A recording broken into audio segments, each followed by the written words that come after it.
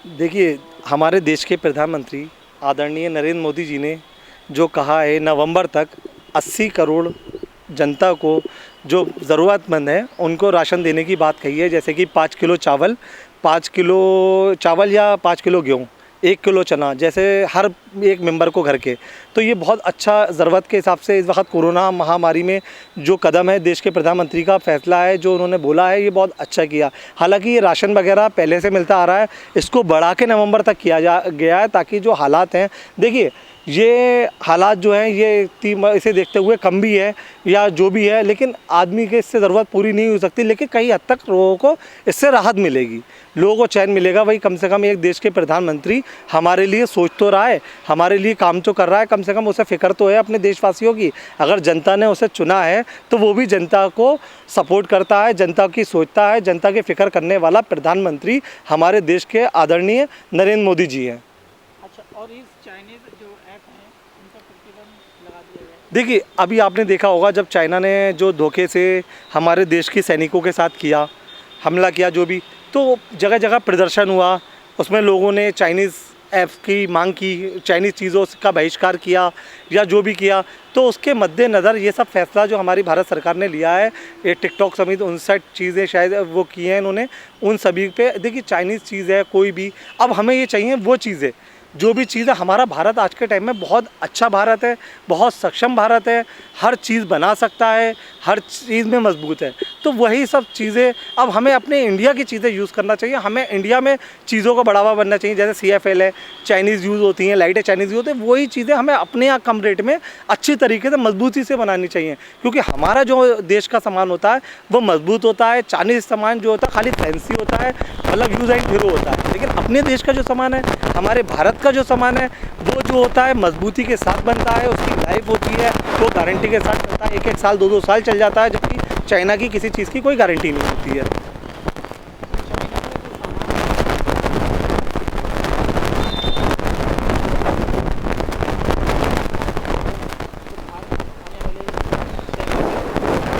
देखिए, कुछ कमियाँ और कुछ दिक्कतें आती हैं, लेकिन हर चीज़ का हल निकल जाता है, क्योंकि मुझे नहीं लगता अब हमारा भारत वो भारत है जो क्या कहते हैं कुछ ना कर सके। अब हमारा भारत ऐसा भारत है, भारत हमेशा से अच्छा रहा है, लेकिन आज हमारा हिंदुस्तान इतना मजबूत है, चाइना हो या कोई भी और कंट्री हो, सबसे ज़्यादा मजबूत आज की स्थिति में हमारा भारत होता जा रहा है।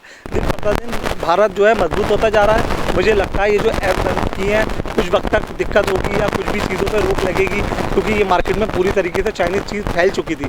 लेकिन अभी से जब इसे प्रतिबंध करते हुए चलेंगे, रोक लगाते हुए, तभी तो हम इंडिया का हुनर जानेंगे, हमारे देश में क्या हुनर है, हमारे देशवासियों के, हमारे नौजवानों में क्या हुनर है, उससे हम लोग उनसे ये चीज़ बनवाएंगे जो जो चीज़ें थी, तो वो हमारे देश की चीज़ होगी, ताकि और दो डिमांड करेंगे हमें भारत का सामान चाहिए, क्योंकि भारत का सामान मजबूत सामान है, हमेशा चलने वाला लाइफ लाइन सामान है। ये बताइए, जैसे प्रधानमंत्री जी ने ये जो चाइनीज़ ऐप है रोक लगा दी जी, ये रोक हट सकती है? अब देखिए ये तो वक्त बताएगा। देखिए भारत सरकार ने जो भी फैसला लिया है, ये 130-135 करोड़ जनता की राय से किया है। इसमें कोई पार्टी नहीं, हर पार्टी से, चाहे कोई भी पार्टी से रहा हो, चाहे किसी धर्म से रहा हो, सब ने ही इस चाइनीज़ ऐप का विरोध किया। उन्होंने भारत के प्रधानमंत्री से पैर के ज़रिए, प्रदर्शन के ज़रिए या चाइना के राष्ट्रपति का पुतला फूंक के या चाइनीज़ चीज़ों का बहिष्कार करके, बैनर पकड़ के सबने भारत के प्रधानमंत्री से मांग की थी। वही इस तरीके से आप करिए, भारत सरकार से कहा, तो उसको देखते हुए सबकी 135 करोड़ की जनता की बात रखते हुए और भारत सरकार ने देश के हित के लिए ये फैसला लिया है। क्योंकि देखिए जब चाइना हमारे साथ धोखाधड़ी कर सकता है तो उससे किस बात का हमें वो किसी भी चीज़ में धोखाधड़ी कर सकता है। उनने कोरोना जैसी महामारी पूरी दुनिया में छोड़ रखी है चाइना ने, तो इससे दर्शाता है चाइना कितना गलत कैसा मुल्क है। हमारा देश उसे देखते हुए बहुत अच्छा हमारा हिंदुस्तान है। मैं अपने हिंदुस्तान के लिए 2 शब्द यही कहना चाहूँगा कि भारत जैसा कोई मुल्क नहीं है, भारत जैसा कोई प्यारा मुल्क नहीं है, जहाँ हर धर्म मिलजुल के रहते हैं।